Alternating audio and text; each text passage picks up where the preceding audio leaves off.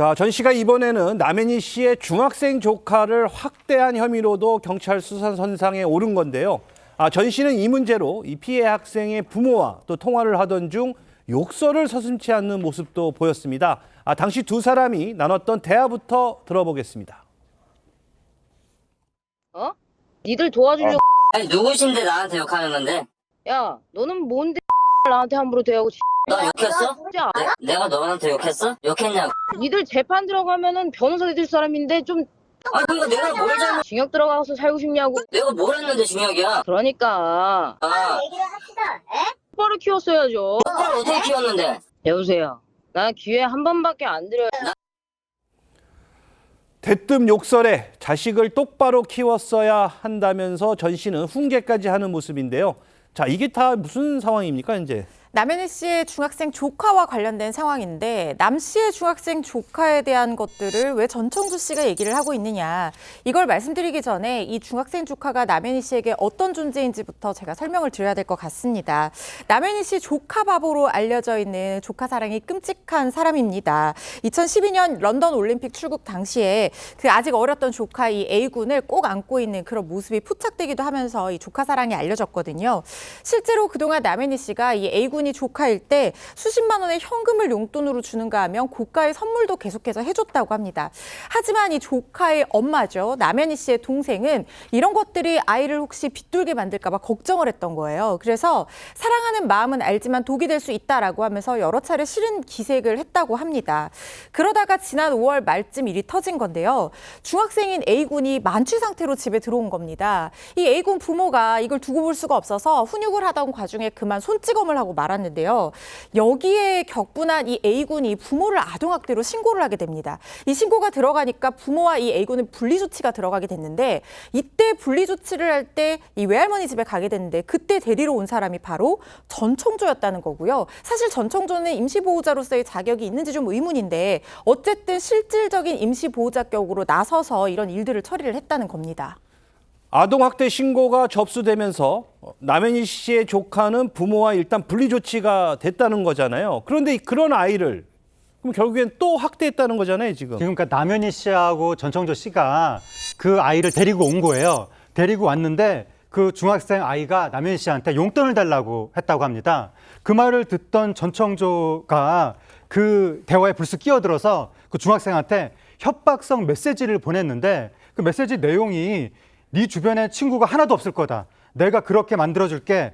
내 경호원들 학교로 보내서 작업 치려니까 그런 줄 알아라. 이런 식의 말들을 보냈다고 합니다. 이렇게 협박성 말들을 하면서 심지어 물리적 폭력까지 휘둘렀다고 하는 건데 그 아이를 어느 그 남현희 씨 어머니 집에 좁은 방에 가둬놓고 거기에서 골프채 같은 것을 써서 폭력을 행사했다는 거예요. 여러 차례 행사했는데 일부 매체 보도에 따르면 지금 폭력을 행사하고 무슨 물품을 주고 폭력을 행사하고 돈을 주고 그랬다고 합니다. 근데 그렇게 해서 줬던 물품이 지금 보도에 따르면 뭐 600만 원 상당의 물품도 있고 중고가 2천 몇백만 원 상당의 시계도 있고 상당한 돈도 넘어간 것으로 보인다. 이런 보도가 나왔는데 이 사건에 대해서 지금 전 씨가 아동복지법 위반 혐의로 어제 형사 입건됐습니다. 그러니까 바로 어제 전 씨는 형사 입건이 된 동시에 그래서 또 다른 혐의도 받게 됐다고요?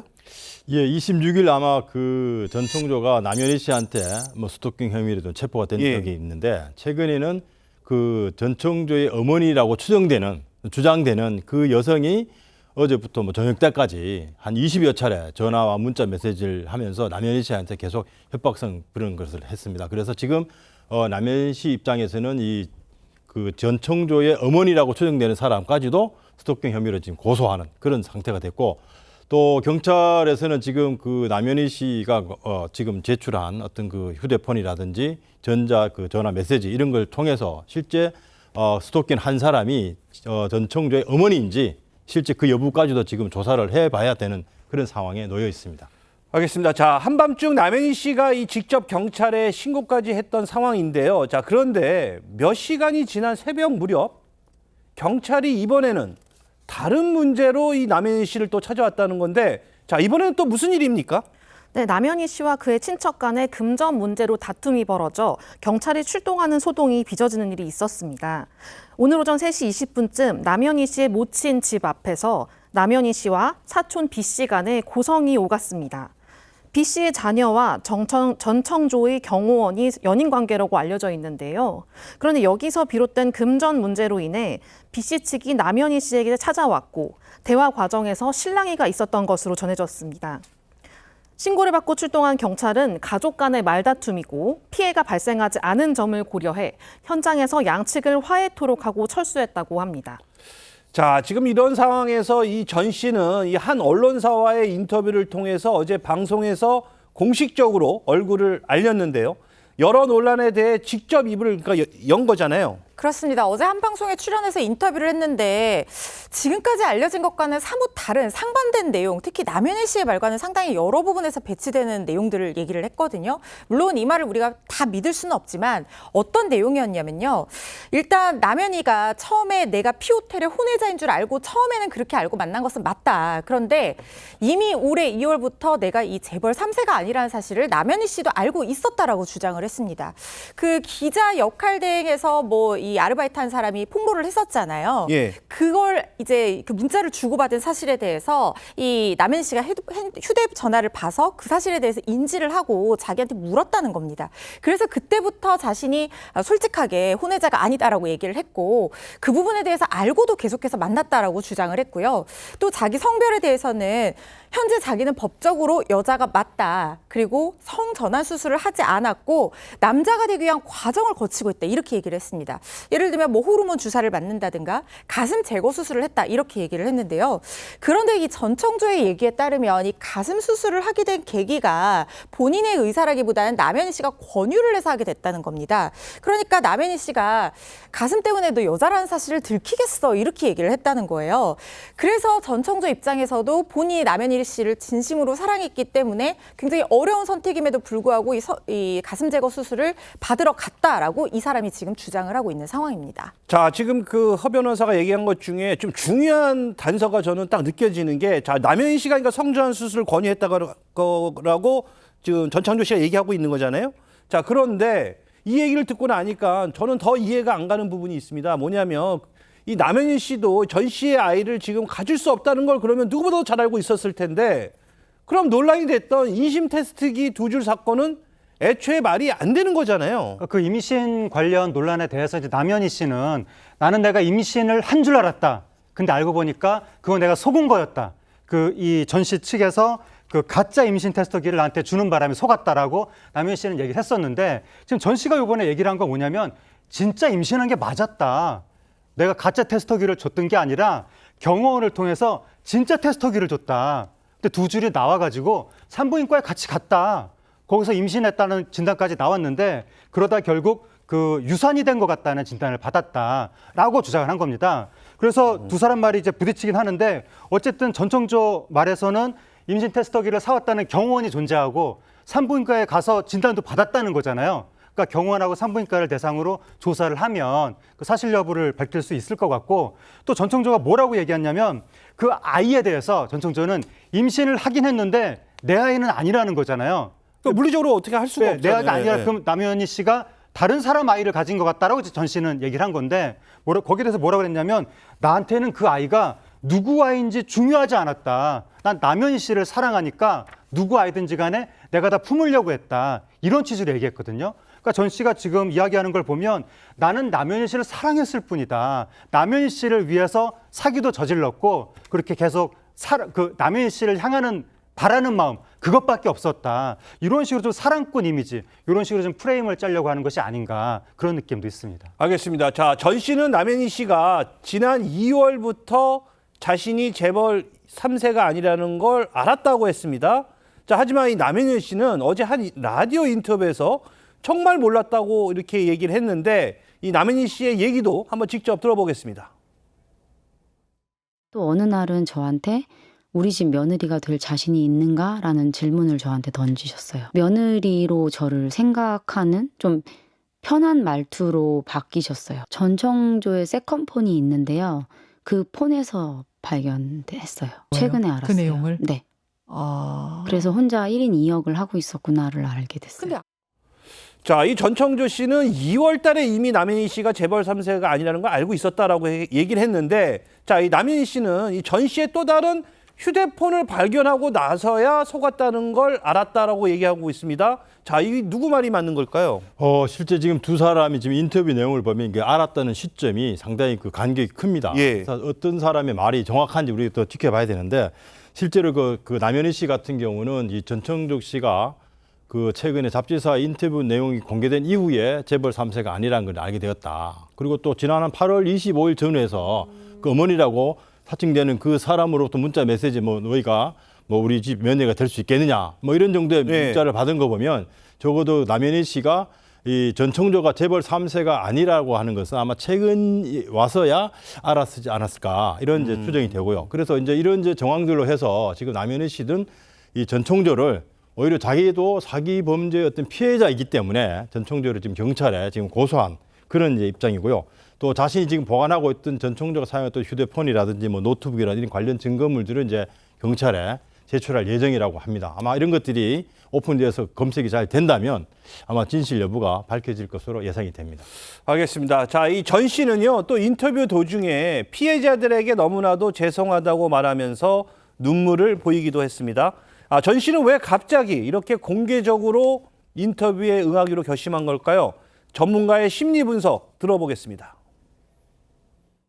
현재 자기한테 사기 혐의로 좀 몰려있는 부분을 남현희 씨한테 좀 몰아가기 위해서 인터뷰를 응하지 않았냐 이렇게 보여져요. 인터뷰에서 눈물을 보이기도 했어요. 이 눈물의 의미는 뭐라고 보세요? 저는 악어의 눈물로 보여져요. 그러니까 상습적으로 사기를 저지르는 사람들 같은 경우에 감정 표현까지도 조작하는 경우가 상당히 많거든요. 제가 볼 때는 사회적 용어로 좀 쇼가 아니냐 이렇게 생각이 듭니다. 자, 정말 반성하는 게 맞는지 또 의심된다는 의견들도 또 새로운 의혹들도 좀 계속 나오고 있어요. 네, 전청조 씨가 남현희 씨의 펜싱 학원에 다니는 학생의 학부모를 상대로도 사기를 치려고 했다는 의혹이 제기된 상태입니다. 한 언론사 보도에 따르면 전청조가 남현희 씨의 펜싱 학원 학부모에게 접근해서 자신이 상위 1% 고위층 자녀들만 대상으로 스포츠 심리 상담 클럽을 운영한다면서 먼저 그들의 경제력을 살폈다고 합니다. 전청조 씨는 이 과정에서 자신을 16살에 대학, 특히 의대를 졸업했고 19살에는 정신과 전문의를 수료했다고 소개했다고 합니다. 학부모가 관련 이력을 요구하자 입금부터 하라고 권한 것으로도 전해집니다. 해당 학부모의 지인은 전청조가 내가 너를 초이스하는 것이지 네가 나를 선택하는 게 아니다면서 연회비 3천만 원을 입금하면 나에 대해 오픈하겠다라고 말했다고 합니다. 학부모가 진짜로 연회비를 입금했는지 등의 피해는 아직 정확히 알려지지 않은 상태입니다. 자, 이 경찰은 전 씨에게 또 다른 사기 의혹이 있는지 지금 살피고 있다고 전해지는데요. 자, 그런데 이 전청조의 이 사기 수법은 이 다른 사기 범죄와는 다른 점들이 있다고 하는데 이 전문가의 분석 들어보겠습니다. 다수의 사람을 동원했다는 게 이게 틀린 부분이에요. 주변 사람들을 일방적으로 속이기 위해서 다수의 비용을 일방적으로 투입한 이런 사례는 거의 없었거든요. 근데 이 케이스 같은 경우는 최고가의 아파트를 렌트하고 최고가의 차량을 렌트하고 그다음에 비서나 뭐 경호원 역할하는 사람들한테 거액의 급여를 주고 이런 방식으로 진행을 했기 때문에 어떻게 보면 제작비가 많이 들어가는 블록버스터급의 사기가 아니냐 이렇게 보여집니다. 전 씨와 관련된 이 제보들이 끊임없이 지금 나오고 있습니다. 자, 눈물의 인터뷰까지 한 전청조. 자, 이제는 좀 반성을 좀 할까요?